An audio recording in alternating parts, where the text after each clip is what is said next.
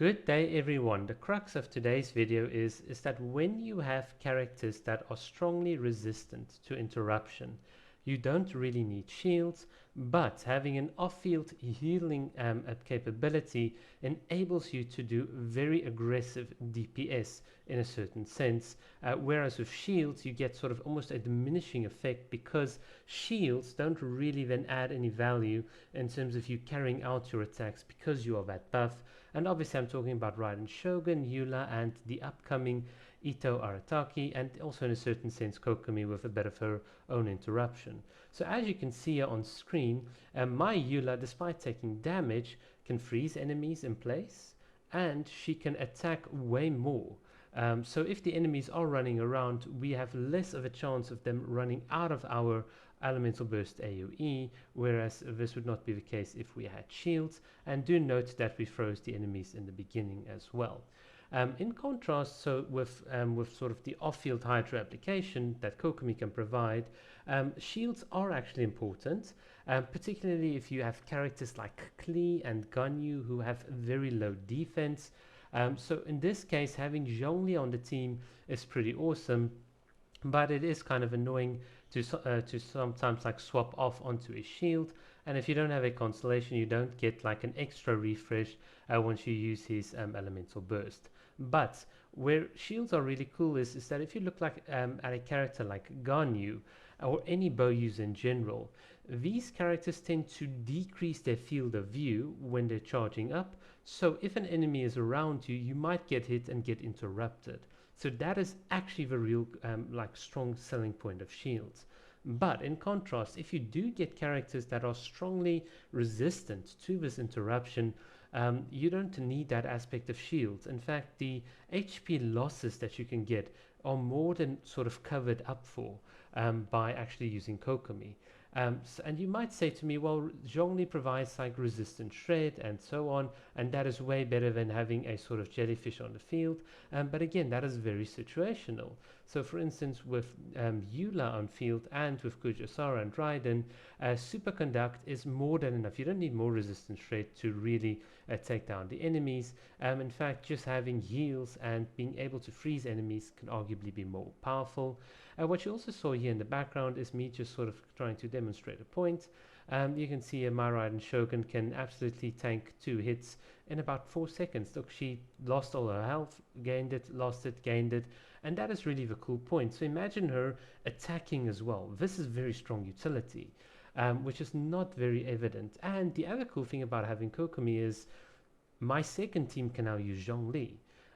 So this is the cool thing. Because of all this role compressing that she does, I can essentially slot Zhongli for the team that might actually utilize him more and that might need him more. So in this case, we're doing a sort of a variation of melt and etc. You don't need to read too much into the teams. The teams are just here for demonstration purposes.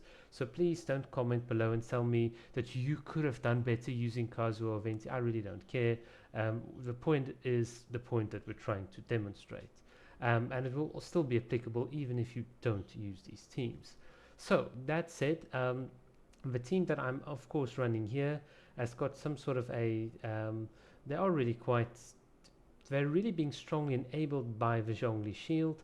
In fact, it sort of works like really well with Ayaka and Klee here, because you just get all these defense drops and the enemies are just sort of taken out. So in this case, the Zhongli shield provides a lot, or like a ton of value, and if really need be, we can switch to Zhongli to sort of HP do some tanking. But of course, if we have Zhongli offline, or if our shield is offline, then we would need to swap. We would need to sort of then be conservative and then lose DPS, which is not what you get with Kokomi.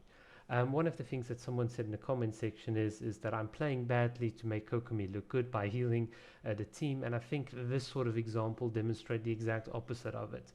By playing well, you can actually get a very hyper aggressive DPS enablement. And that is what you can see. Look, all these guys are sort of frozen. We're getting all the hits. It is just absolutely beautiful. And there we go. We can sort of take them out. And now in the downtime, why do I need to use Raiden Shogun when I can use her elemental burst for the next wave? I can just sort of use Kokomi in this brief bit of downtime, pop a jellyfish, And now what I can do is I can freeze the enemies. I can do all sorts of variations. I can do whatever I want with my rotations.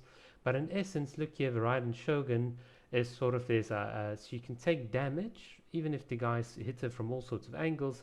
There's a jellyfish, and now in the downtime I can sort of just use Kokomi to fill up that downtime. I don't need to, but it's very nice to have that sort of ability and to be able to attack from range and then close the range and then sort of almost in a certain sense mediate your DPS. You can see here as well, it's very easy for us, and I'll just sort of repeat this flow run but in a different way.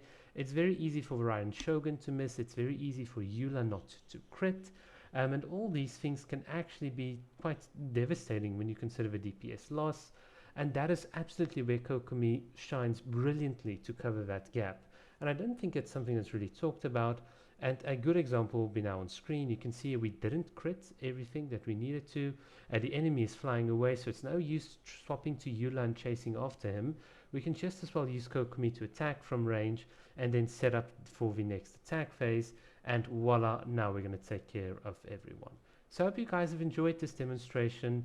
And yeah, see you again. Cheers.